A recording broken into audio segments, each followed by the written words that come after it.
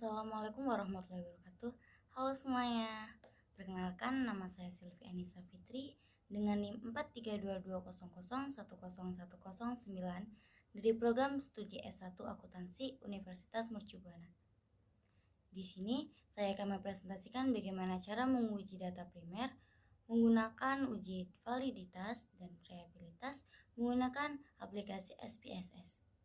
Video kali ini ditunjukkan untuk memenuhi tugas besar 1 mata kuliah Statistika Bisnis dengan dosen pengampu Ibu Ernastiani. Bagaimana kalau kita langsung ke videonya?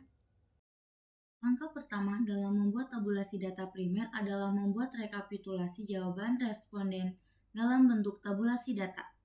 Dalam menyusun tabulasi data ini, sebaiknya kita rekap terlebih dahulu menggunakan Excel, seperti contoh yang ada di layar seperti ini.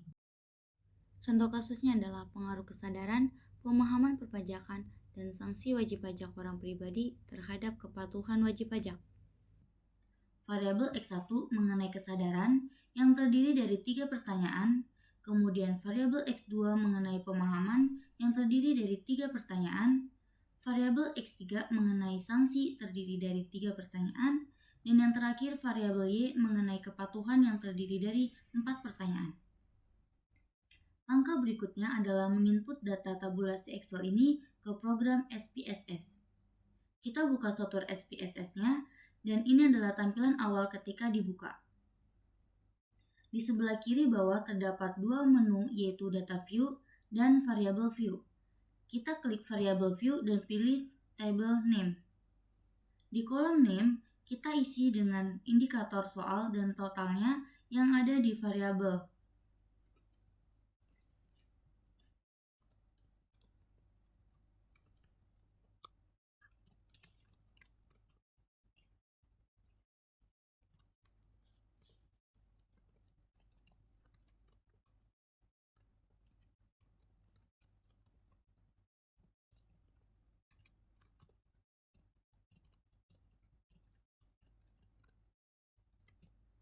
Jika semuanya sudah dimasukkan dan sesuai dengan data yang ada di Excel, maka selanjutnya kita cek di tabel desimal. Dikarenakan data yang kita pakai di dalam Excel utuh dan tidak ada pecahan desimal, maka dalam program SPSS kita ganti bagian desimalnya dengan angka 0 semua.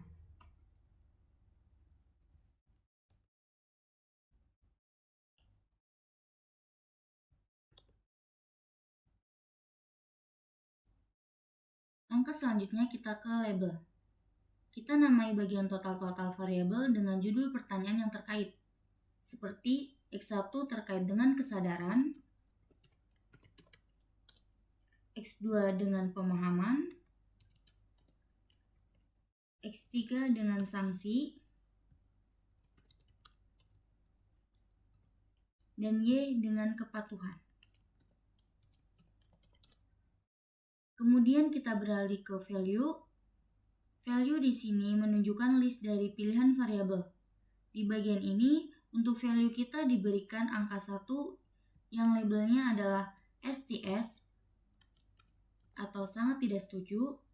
Kemudian yang kedua adalah TS atau tidak setuju.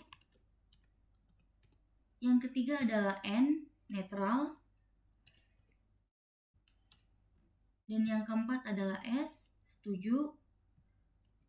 Dan yang terakhir ada SS, sangat setuju. Kemudian klik OK. Untuk bagian ini, kita akan copy dan kita paste ke setiap variabel.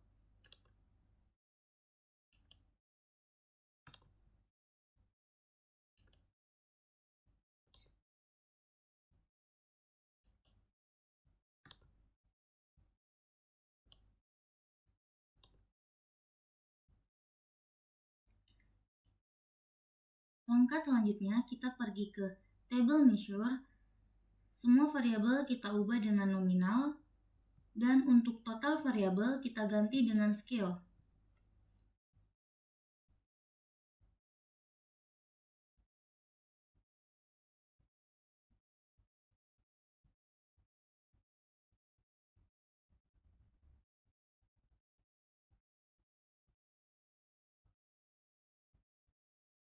Kemudian kita beralih ke bagian data view. Kita salin sampel data dari Excel ke SPSS. Lalu kita paste.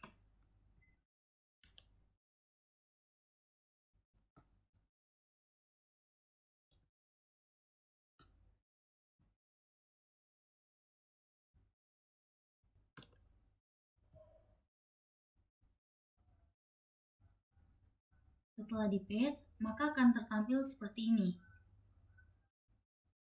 Setelah proses input data selesai, maka langkah selanjutnya kita sudah bisa melakukan uji validitas. Dengan mengklik Analyze, pilih Correlate, klik Bivariate. Pada tampilan ini, kita pindahkan X1 sampai total X1 ke kolom variabel. Kemudian klik OK. Maka akan muncul tampilan output seperti ini. Kita ulangi langkah seperti tadi pada variabel X2, X3, dan variabel Y.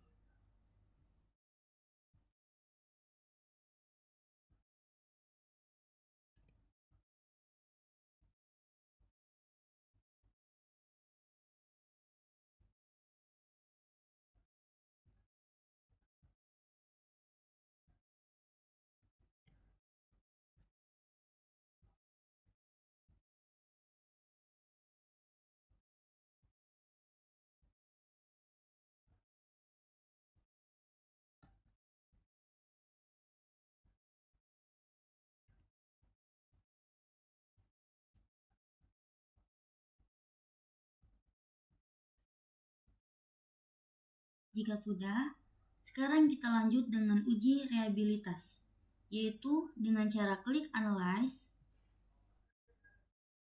pilih Skill, kemudian pilih Reliability Analyze. Kita pindahkan seluruh variabel X1 ke kolom Item.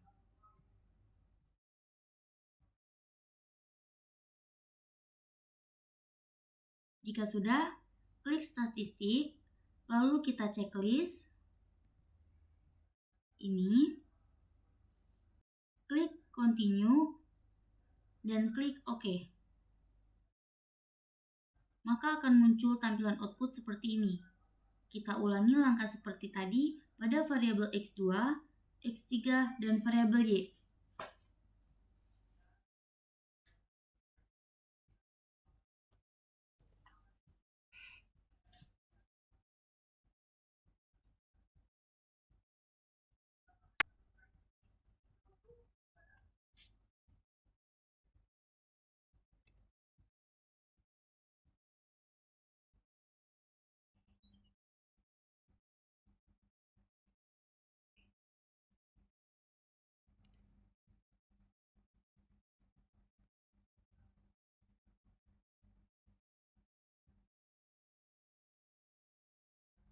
Selanjutnya kita akan menganalisis data yang sudah kita uji tadi.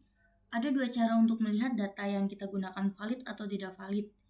Tapi sebelum melihat itu, kita pastikan terlebih dahulu data yang diolah di SPSS sudah sesuai dengan data yang kita input dari Excel. Caranya dengan melihat N-nya, jumlah respondennya. Kita cocokkan dengan jumlah data yang kita input di dalam SPSS. Ternyata sama, jumlahnya 15. Kemudian, cara pertama untuk mengetahui data yang kita gunakan valid atau tidak valid yaitu dengan melihat signifikan totalnya, yang dimana signifikan total itu kita lihat pada bagian total.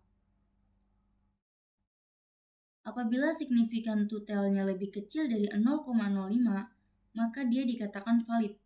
Jika lebih besar dari 0,05, maka data tersebut dikatakan tidak valid. Oke, kita lihat saja. Di X1, signifikan totalnya lebih kecil dari 0,05, maka data ini dapat dikatakan valid. Yang selanjutnya, X1.2 itu pun juga di bawah 0,05, maka valid. X1.3 pun sama, dia di bawah 0,05 atau lebih kecil dari 0,5, maka data tersebut dikatakan valid. Yang kemudian X2 signifikan totalnya itu 0,01, maka di bawah atau lebih kecil dari 0,05, maka data tersebut valid. X2.2 pun sama, dia di bawah atau lebih kecil dari 0,05, maka valid. X2.3 dia di bawah 0,05, maka data tersebut valid. Kemudian pada variabel X3, pada butir 1, 2, 3, nilai signifikan total tersebut lebih kecil dari 0,05, maka data tersebut bisa dikatakan valid. Pada variabel Y, untuk butir 1 tidak valid karena signifikan totalnya lebih besar dari 0,05. Untuk butir 2, 3, dan 4, data tersebut bisa dikatakan valid karena lebih kecil dari 0,05. Selanjutnya saya akan menganalisa uji reliabilitasnya. Suatu data dikatakan reliable jika nilai Cron-Betz alpha-nya lebih besar dari 0,6. Di sini, nilai Cron-Betz alpha yang kita miliki yaitu 0,655. Yang artinya nilai tersebut lebih besar dari 0,6, maka dapat disimpulkan bahwa data X1 ini reliable. Selanjutnya kita cek variabel X2, bahwa Cron-Betz alpha sebesar 0,745, yang artinya nilai tersebut lebih besar dari 0,6, maka dapat disimpulkan bahwa data X2 ini reliable. Selanjutnya kita cek di variabel X3 bahwa Cron-Betz alpha sebesar 0,641, yang artinya nilai tersebut lebih besar dari 0,6, maka dapat disimpulkan bahwa data X3 ini reliable. Terakhir kita lihat yang di variabel Y bahwa Cron-Betz alpha sebesar 0,441, yang artinya nilai tersebut lebih kecil dari 0,6, maka dapat disimpulkan bahwa data pada variabel Y ini tidak reliable. Sekian presentasi dari saya. Mohon maaf apabila ada salah-salah kata. Semoga bermanfaat. Saya akhiri. Wassalamualaikum warahmatullahi wabarakatuh.